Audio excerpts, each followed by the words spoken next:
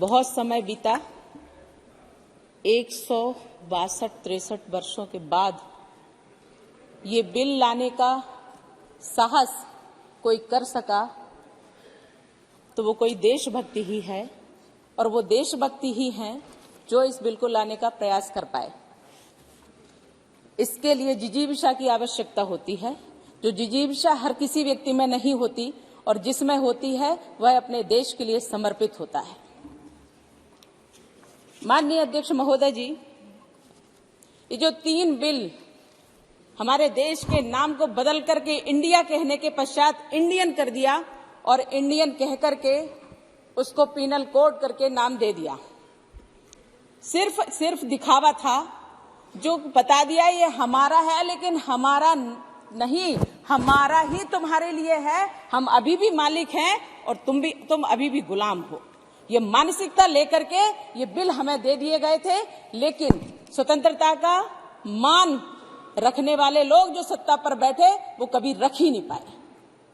हमें अधिकार प्राप्त हुआ, स्वतंत्रता का अधिकार प्राप्त हुआ, संविधान का निर्माण हुआ, हमें अधिकार दे दिए गए कि संसद दी गई और हम इस पर नियम बनाए, लेकिन सत्ताधीश उस समय के लोग जो 65 वर्षों तक शासन किए, उन लोगों के अंदर वो जिजीविषा का अभाव था, उनके अंदर देश के प्रति निष्ठा का अभाव था, जिसके कारण आज हम इस ब्रिटिश कानून को बदलने के लिए आए हैं। लेकिन इतने वर्षों तक जिन्होंने झेला है उसकी हमें कल्पना भी नहीं है।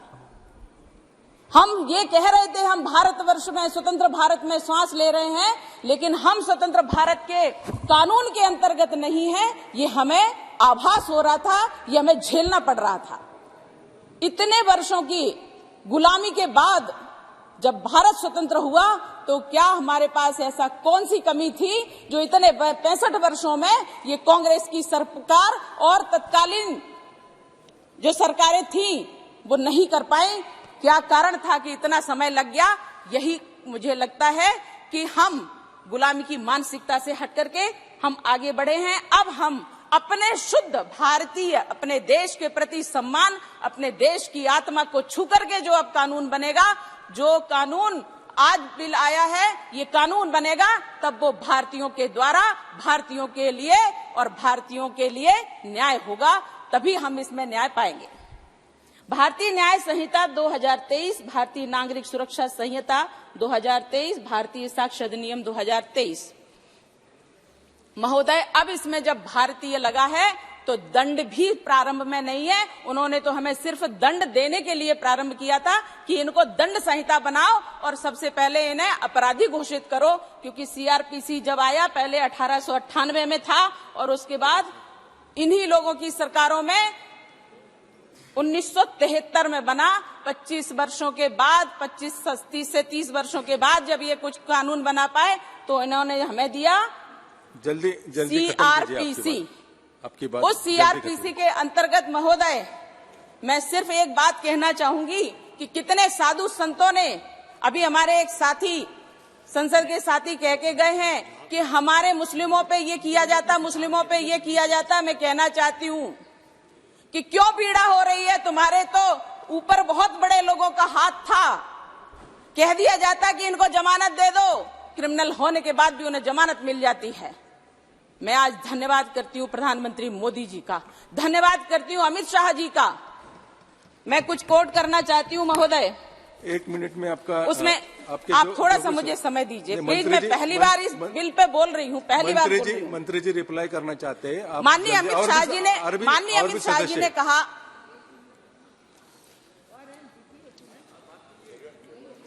माननीय अमित शाह जी ने कहा कि ब्रिटिश प्रशासन की रक्षा मजबूती पर था, उनका उद्देश्य दंड का था, न्याय का नहीं, और यह सत्य है। हमने माननीय प्रधानमंत्री मोदी जी का भी एक इंटरव्यू में उनका एक कथन सुना। मोदी जी ने इंटरव्यू में कहा कि जनता हमें जितना अधिकार देगी, जनता हमें जितनी शक्ति देगी, हम उससे बढ़कर के काम करेंगे। और आज जनता ने ये दिखा दिया है कि हम आपको शक्ति दे रहे हैं, आप काम करिए। तो ये जनता का साथ और जनता का विकास और सबका साथ होने के साथ ही आज ये दंड का नहीं, आज ये न्याय का प्रावधान आया है हमारे बीच में और हम उस प्रावधान के अंतर्गत चल रहे हैं। महोदय, बहुत अच्छा ये लग रहा है कि इतने वर्षों बाद ही सही बहुत सारे कष्टों को झेल करके बहुत लोग आगे आए हैं और जहां अपराधों के लिए कहा जाता है ये अपराधी है, तो अंग्रेजों का शासन, ब्रिटिश का शासन के जो कष्ट झेले हैं उनके बारे में ये बात कहना चाहती हूँ कि महोदय, ना सम्मान दिया जाता था, जैसा सरकार चाहे वैसा सरकारें चलाती थी इन लोगों को। उन करने वाला जितना अपराधी होता है, करवाने वाला भी उससे बड़ा अपराधी होता है। इसलिए महोदय, जब इस प्रकार की बात आती थी तो एक 161 का जो नोटिस दिया जाता है वो भी नहीं दिया गया था। कोई और की बात नहीं कर रही हूँ, अपनी बात कहते हैं, लेकिन ऐसा साधु सन्यासियों के साथ हुआ है और हम भी उसको झेले हैं।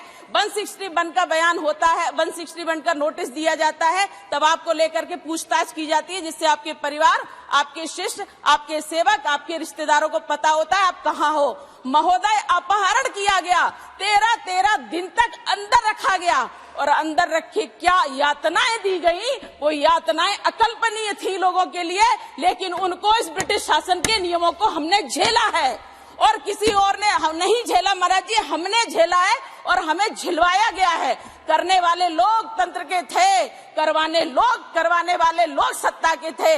ये कांग्रेसी पूछते हैं कि आज मोदी सरकार ने क्या किया, मोदी सरकार ने क्या किया। मैं बताती हूँ महोदय, कोई भी तंत्र तभी बदलता है जब हम जनमानस की मानसिकता को बदल देते हैं। महोदय, जनमानस को बदलने के लिए उसका विकास जरूरी है, जनमानस को बदलने के लिए उसकी सुरक्षा अनिवार्य है, जनमानस को बदलने के लिए देश की सीमाओं को सुरक्षित करना अनिवार्य है, जनमानस को बदलने के लिए उनको रोटी और कपड़ा के साथ शिक्षा और शिक्षा के साथ न्याय देना जरूरी है। जब ये सब माननीय प्रधानमंत्री मोदी जी ने दे दिया, हर किसी वर्ग का विकास कर लिया, उसके बाद जब न्याय की व्यवस्था आती है तब हम इसके अंतर्गत आते हैं। महोदय, इतने वर्षों बाद लाने का 10 वर्ष हमारे माननीय प्रधानमंत्री मोदी जी के शासनकाल के 10 वर्ष हुए हैं, लेकिन ये चिंतन लंबा रहा, ये चिंतन जिजीविषा का है। इसलिए आप अपनी बात खत्म कीजिए, मेरी बात